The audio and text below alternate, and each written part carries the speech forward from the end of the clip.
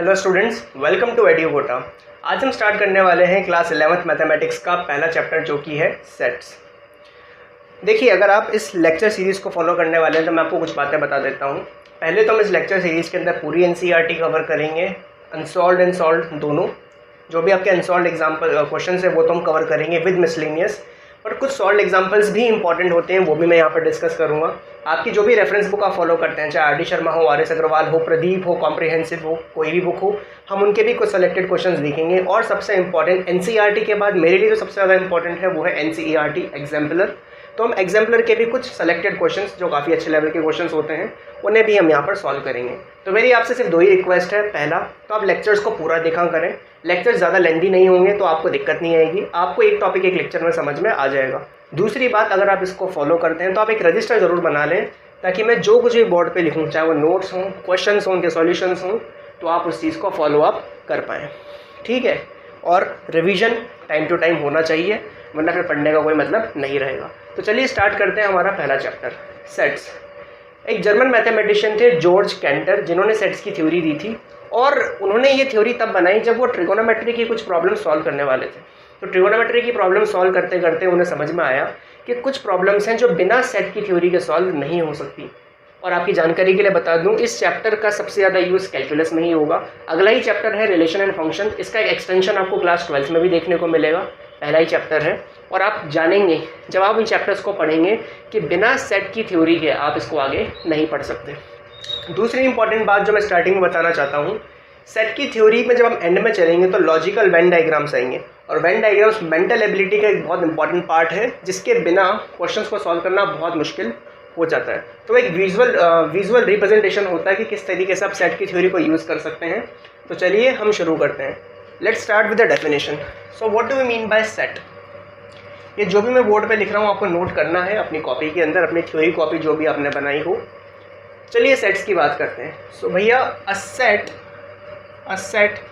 Is a well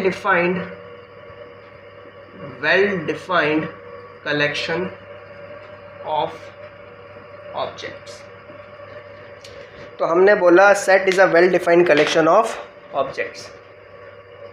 इस पूरी definition के अंदर जो कि 4 वर्ड की डेफिनेशन है, सबसे ज़्यादा जो इंपॉर्टेंट है ना वो है ये वर्ड जो कि है वेल डिफाइंड। इसे अंडरलाइन कर लें आप लोग।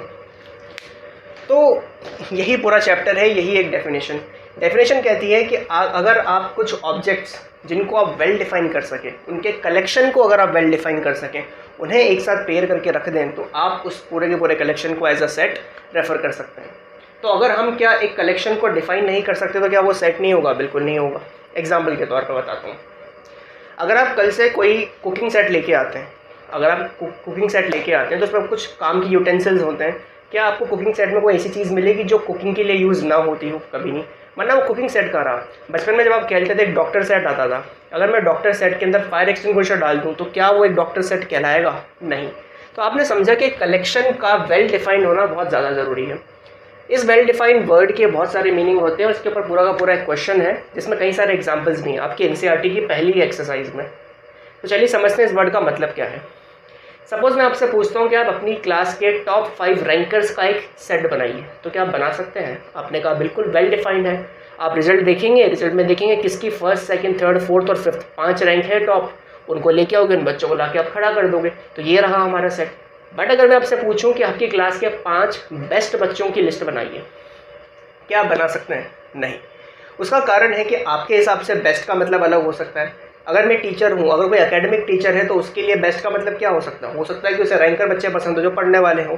स्पोर्ट्स टीचर से पूछोगे तो उन बच्चों को बेस्ट बताएगा जो अच्छा स्पोर्ट्स खेलते होंगे। अगर आप म्यूज़िक टीचर से पूछोगे तो जो अच्छा गाना गाते होंगे, कोई इंस्ट्रूमेंट चलाते होंगे, उनके लिए वो ही बेस्ट होंगे। तो आपने बोला कि आपकी जो डेफिनेशन है ना बेस्ट की, वो भैया वेल डिफाइंड नहीं है, इट इज़ वेग, VAGUE, वेग। वेग का मतलब होता है संदिग्ध, जिसकी डेफिनेशन प्रॉपर ना हो। मैं आपसे पूछूं कि 5 रिनाउंड मैथमेटिशियन के नाम बताइए, तो आपके हिसाब से हो सकता है कि रिनाउंड कोई और हो। मेरे हिसाब से पूछो कि 5 टॉप बिजनेसमैन के नाम बताइए, तो लोग बोलते हैं बिल गेट्स, मार्क ज़करबर्ग, हो सकता है कोई मुकेश अंबानी का नाम ले दे। तो आपने बोला ना बेस्ट की कोई डेफिनेशन नहीं। हाँ, रिचेस्ट के नाम से आप बना सकते हैं, लिस्ट आती है कि टॉप रिचेस्ट कौन है, सेकंड रिचेस्ट कौन है, थर्ड रिचेस्ट, वो वेल डिफाइंड है। तो डिफाइंड और वेल डिफाइंड का मतलब समझने के लिए मैं कुछ एग्जांपल्स बताता हूँ आपको। इनको नोट करते चलेंगे।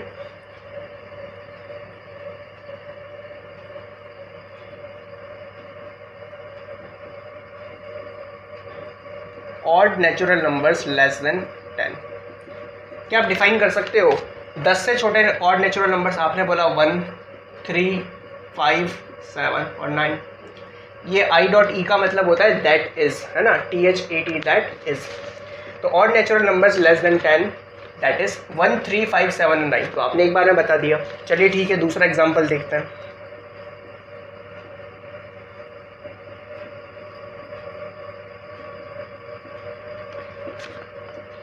The vowels in English alphabets, that is, क्या आपको इंग्लिश अल्फ़ाबेट में वॉवल पता है? आपको पता है 5 वॉवल होते हैं, 21 कॉन्सोनेंट्स होते हैं।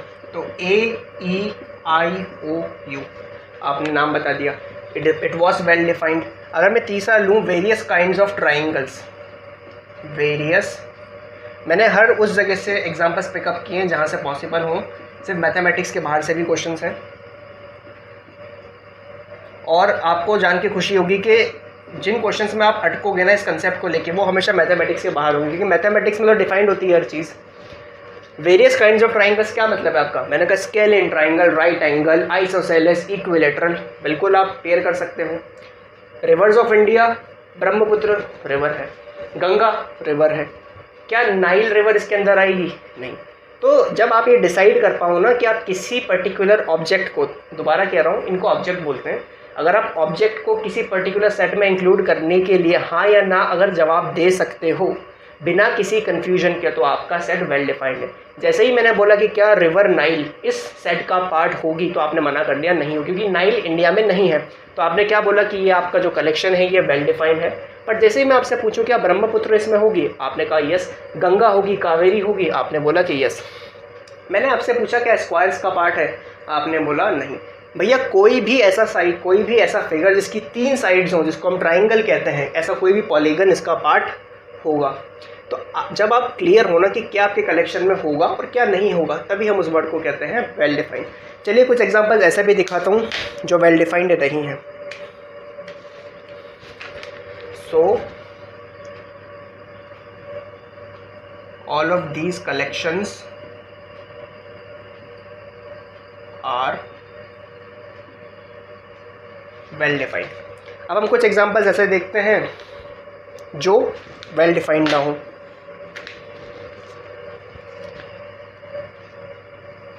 लेट्स सी, पहला देखते हैं collection of good cricket players of India. Second, अभी एक एक के ऊपर डिस्कशन करेंगे, इसको नोट कर लें आप। और जब भी आपको मौका मिले वीडियो को पॉज करके नोट कर लिया करो, जब भी मैं बोर्ड के सामने से हटूं। कलेक्शन ऑफ 5 मोस्टली, जो मैंने अभी एग्जांपल आपको बताया था, renowned mathematicians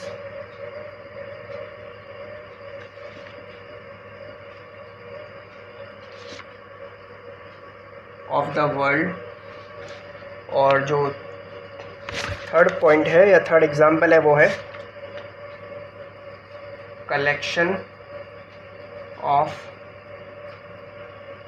difficult topics in mathematics.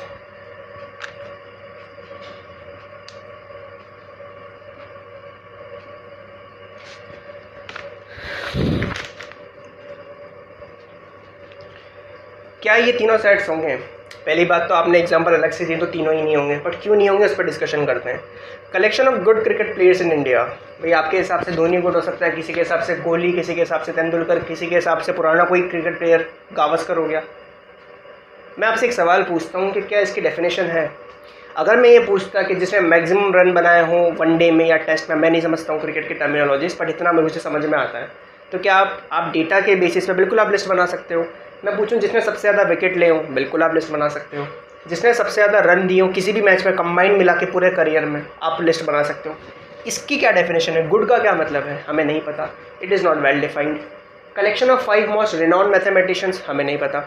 मुझसे साइंटिस्ट का नाम पूछोगे, मेरे लिए टॉप पे टेस्ला आते हैं, निकोला टेस्ला, किसी के लिए आइंस्टाइन हो सकते हैं, किसी के लिए न्यूटन हो सकते हैं, किसी के लिए सीवी रमन हो सकते हैं, बहुत लोग हैं। Collection of difficult topics in mathematics, आपको क्या डिफिकल्ट लगता है ये तो आपको डिपेंड करता है, ठीक है। कुछ बच्चों को ट्रिगोनोमेट्री डिफिकल्ट लगती है, किसी को पूरा कैलकुलस डिफिकल्ट लगता है, किसी को ज्योमेट्री डिफिकल्ट लगती है, तो क्या इसकी मैं लिस्ट बना सकता हूँ? नहीं। सबसे इजी चैप्टर तो आप पढ़ ही रहे हो, सेट्स। अगर मैं इजी टॉपिक की लिस्ट बनाऊँ, अगेन ये सिर्फ एक जोक के लिए बात है, अगर मैं इजी लिखता तो ज़रूर मैं एक चैप्टर का नाम लेता जो है प्रिंसिपल ऑफ मैथमेटिकल इंडक्शन। आपकी एनसीईआरटी का चैप्टर नंबर 4 है, हम कवर करेंगे। वो मेरे हिसाब से ईजीएस्ट है पूरी मैथमेटिक्स में, क्लास 11-12 में। उससे ईजी चैप्टर कोई पॉसिबल नहीं है, वो आप 9-10 के स्टूडेंट को भी समझा सकते हो।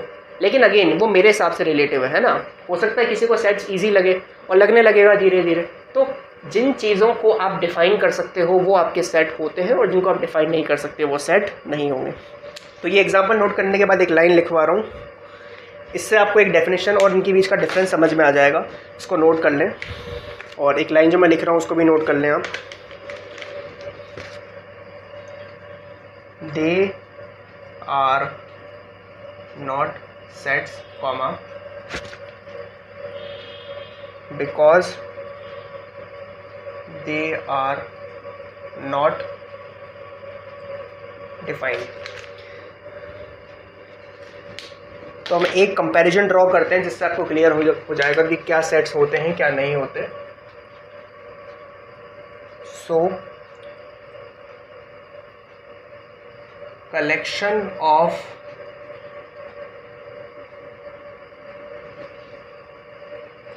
Good teachers in a school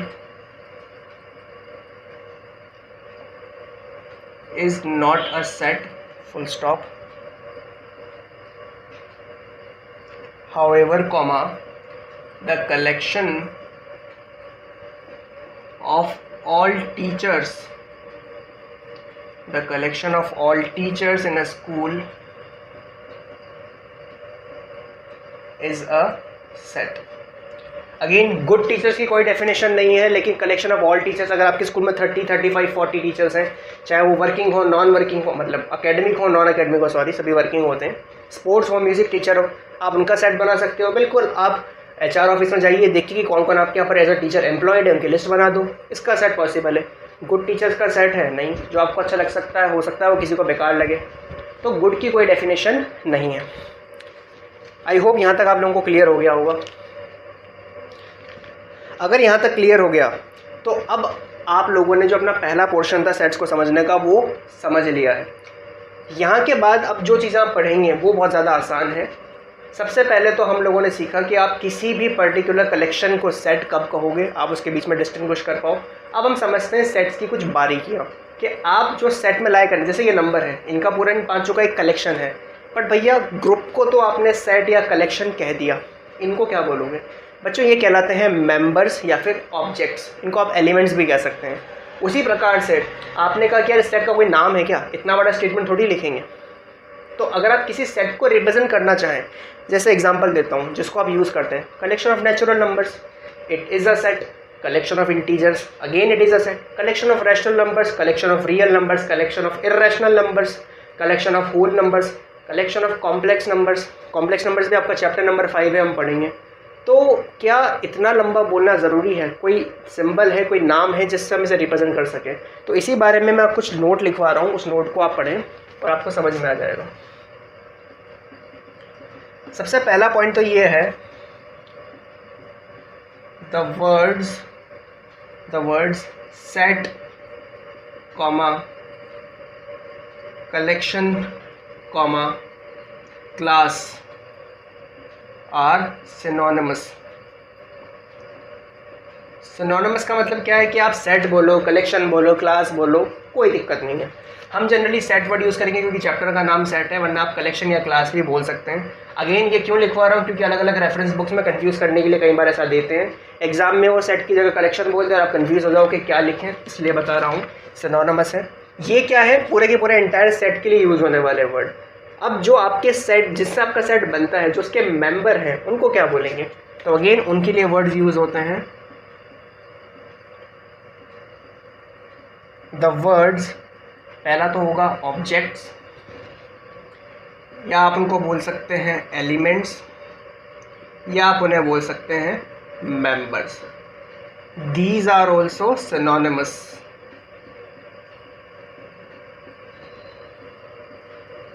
तो आप देख सकते हैं, आप इनको ऑब्जेक्ट बोल लो, एलिमेंट बोलो। जैसे ब्रह्मपुत्र क्या है, इस पर्टिकुलर सेट के लिए, कहाँ गया, रिवर्स ऑफ इंडिया, इस पर्टिकुलर सेट के लिए ब्रह्मपुत्र क्या है, इसका एक मेंबर है, इसका एक ऑब्जेक्ट है या इसका एक एलिमेंट है। समझ में आया? इस तरीके से sets are usually denoted by capital letters like A, B, C, X, Y, Z। अगर थोड़ा सा दिमाग में जोर डालोगे तो पता पड़ेगा कैपिटल N किसके लिए यूज़ होता है, नेचुरल नंबर्स के लिए। कैपिटल Z या फिर कैपिटल I किसके लिए यूज़ होता है, इंटीजर के लिए। Z और I दोनों यूज़ करते हुए देखा है मैंने बुक्स को, इसलिए बता रहा हूँ। और लास्ट पॉइंट है, the elements of a set are represented by small letters like A, B, C, X, Y, Z, etc. तो अभी तक जो मैंने पढ़ा है ना, सबसे पहले तो आप वीडियो को पॉज करके नोट कर सकते हैं अगर अभी तक आपने नोट नहीं करा है तो। मैंने जो भी अभी तक आपको पढ़ाया है ना, वो पूरा का पूरा इन 4 पॉइंट्स में कंक्लूड हो जाता है। सबसे पहले तो किसी भी कलेक्शन को आप सेट या क्लास कह सकते हैं। उस कलेक्शन के कुछ मेंबर्स होंगे, ऑब्वियसली वो कलेक्शन बन किससे रहा है, कलेक्शन के मेंबर होने के बाद उस कलेक्शन का कुछ नाम। तो कलेक्शन का नाम कभी कुछ नहीं होता, लेकिन आप जिस भी सिंबल से रिप्रेजेंट करोगे वो हमेशा कैपिटल लेटर होना चाहिए, यानी कि A, B, C, X, Y, Z। चौथी चीज़, उस कलेक्शन के अंदर के जो एलिमेंट्स हैं, जैसे आप देख सकते हो AE, तो कोई अगर बड़ा नाम भी है, किसी आदमी का नाम भी है, तो कोशिश यही करेंगे कि आप उसको स्मॉल लेटर में रिप्रेजेंट करेंगे, क्योंकि यही रूल कहता है, वरना आप डिस्टिंग्विश नहीं कर पाएंगे। ऐसा क्यों करते हैं? क्योंकि आप सेट और एलिमेंट में डिस्टिंग्विश कैसे करोगे, डिफरेंस कैसे करोगे कि यार ये सेट है या फिर एलिमेंट है। जब मैं आपको पावर सेट एक कंसेप्ट है वो पढ़ाऊंगा तो आपको समझ में आएगा एक सेट भी किसी बड़े सेट के लिए क्या हो सकता है, एलिमेंट। एग्जाम्पल के तौर पर मान लीजिए आप एक डॉक्टर सेट खरीद के लाए, जो बच्चे में लाते थे ना, वो आता है एक, जिसमें स्टेथोस्कोप और फेक वो सब वगैरह होते हैं। आप एक डॉक्टर सेट लाए, वो अपने आप में एक सेट है, जो स्टेथोस्कोप वगैरह है वो उसके एलिमेंट्स हैं। अब मेरी शॉप है, होलसेलर हूँ, मैंने ऐसे 12-12 के पेयर बना के बेच दिए। अब वो 12 भी एक सेट है, 12 ऐसे पत्तों का पूरा क्या बन गया, एक सेट बन गया। आपने नोटिस करा, जो आपका जिसको आप सेट बोल रहे हो उसके अंदर जो एलिमेंट है वो खुद अपने आप में एक सेट था। अब उसके बड़े होलसेलर ने क्या करा, 12-12 के जैसे कार्टन्स हैं उनके भी 144 कार्टन्स बना दिए और उसको पूरा एक लॉट बोल दिया। ठीक है, अब आपने देखा आपका सेट खुद किसी के लिए एलिमेंट बना, अब वो जो बड़ा सेट था वो अब और किसी और के लिए एलिमेंट है। यही होता है पावर सेट। समझ में आया? तो आप डिस्टिंग्विश नहीं कर पाओगे, इसीलिए हम स्टार्टिंग से ये रूल फॉलो करते हैं। तो जल्दी से आप नोट कर लें इतना, फिर हम आगे बढ़ते हैं। तो बच्चों, अगर आप लोगों ने पहले वाला पोर्शन नोट कर लिया तो अब हम आगे देखते हैं। Some common examples of sets used in mathematics are, देखिए हम बहुत ज़्यादा इन सेट्स को यूज़ करते हैं। आपने कहा कि भाई अगर आपने सेट पढ़ाए हैं तो आप उनको कोई प्रैक्टिकल एग्जांपल बताइए। ये वो एग्जांपल हैं बच्चों जो आप मेरे पढ़ाने से पहले भी यूज़ कर रहे थे, जैसे कि कैपिटल N। अब आप देखिए, 2 बातें को ध्यान रखिएगा। सबसे पहले तो आपने सेट को किससे रिप्रेजेंट करा है, एक कैपिटल लेटर से।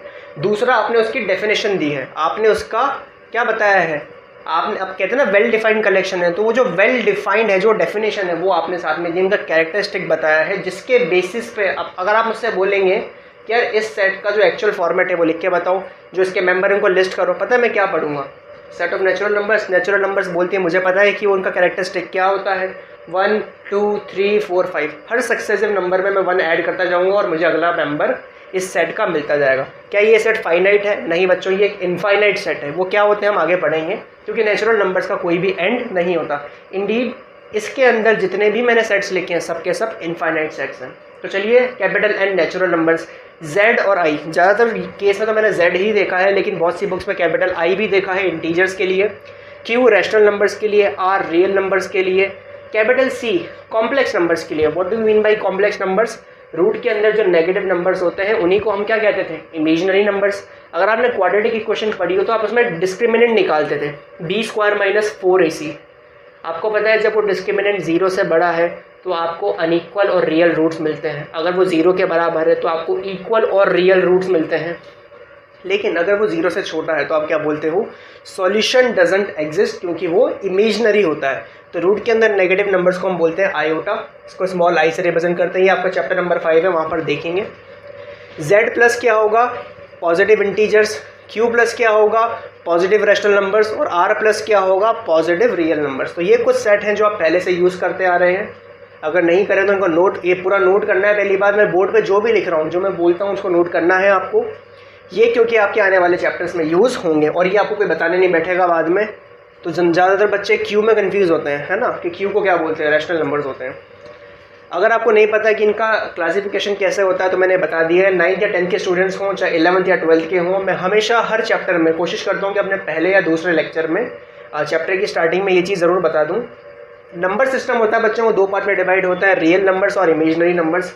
रियल नंबर जो रियल होते हैं, यानी कि आपने जो नंबर लाइन पढ़ी है जो -∞ से +∞ तक जाती है, आपकी जानकारी के लिए बता दूँ, उस नंबर लाइन को एक बार और दूसरे नंबर लाइन को रोटेट करके 90 डिग्री पे जब आप लगा देते हो तो उसी से आपका ग्राफ बनता है, जिसको कि आप कार्टेशियन प्लेन या कार्टेशियन कोऑर्डिनेट्स हम बोलते हैं। ठीक है, कोऑर्डिनेट तो बेसिकली उनका एक लोकेशन होता है एक पॉइंट का, वरना कार्टेशियन प्लेन भी कैसे बनता है, 2 नंबर लाइन की मदद से। तो रियल नंबर लाइन जो होती है उस पर लाई करने वाले सारे नंबर्स होते हैं रियल नंबर्स, जो रियल नहीं होते वो इमेजनरी होते हैं, यानी कि मन के बनाए हुए कॉम्प्लेक्स नंबर्स। रियल नंबर फिर 2 पार्ट में डिवाइड होते हैं, जो कि होते हैं रैशनल और irrational. Rational numbers, what are rational numbers? A number is said to be rational if it can be represented in the form of p by q, where p and q are co-prime, q is not equals to 0, तो हम बोलते हैं उसे rational numbers। irrational क्या होते हैं, जो p by q की फॉर्म में नहीं लिखे जा सकते। फिर ये टर्मिनेटिंग, नॉन टर्मिनेटिंग, बहुत सारी बातें होती है। ठीक है, नॉन टर्मिनेटिंग, नॉन रिपीटिंग जो होते हैं वही बेसिकली रैशनल होते हैं। जो नॉन टर्मिनेटिंग लेकिन रिपीटिंग होते हैं वो रैशनल होते हैं, जैसे कि पाई इर्रेशनल नंबर है। इंटीजर्स और डेसिमल्स, तो रैशनल नंबर भी 2 तरह के होंगे भैया। जैसे पॉइंट है 1.5, अगेन ये रैशनल है क्योंकि इसको 15/10 और आप काट के 3/2 लिख सकते हो। तो आपने कहा कि भैया ये है तो रैशनल, लेकिन ये डेसिमल है, या फिर 3/2 क्या हुआ बच्चों, फ्रैक्शन हुआ। तो डेसिमल नंबर्स, फ्रैक्शन एक ही बात होती है। फ्रैक्शन को जब आप बिल्कुल डिवाइड ही कर देते हो तब वो आ जाता है डेसिमल में। दूसरे होते हैं इंटीजर्स, तो ये 2 क्लासिफिकेशन। फिर इंटीजर 3 पार्ट में डिवाइडेड है, नेगेटिव, 0 और पॉजिटिव। आपकी जानकारी के लिए बता दूं, ब्लू बॉक्स का मतलब क्या है कि पॉजिटिव इंटीजर को ही आप नेचुरल नंबर कहते हो, क्योंकि जो 1 से स्टार्ट होते हैं। अगर आप 0 को भी इंक्लूड कर लो इस डेफिनेशन में तो 0 से स्टार्ट होने वाले नंबर कहलाते हैं होल नंबर। समझ में आया? मैं और इसको थोड़ा सा कॉम्प्लेक्स कर सकता हूँ, पर कोई मतलब वाली बात नहीं, क्योंकि आप लोगों के लिए बस ये जानना ज़रूरी है जिन्होंने पहले नहीं पढ़ा हो। अगर आप 9th 10th में नहीं पढ़ के आए तो उसको नोट कर ले, बहुत काम की चीज़ है और क्वेश्चन सॉल्व करने में बहुत काम आएगा। मैं जानकारी के लिए बता दूँ, क्योंकि जैसे इस पर एक क्वेश्चन आता है दैट, जब मैं आपको सबसेट पढ़ाऊँगा तो rational number is a subset of real number, सुनना मेरी बात को, but real number is not a subset of rational number.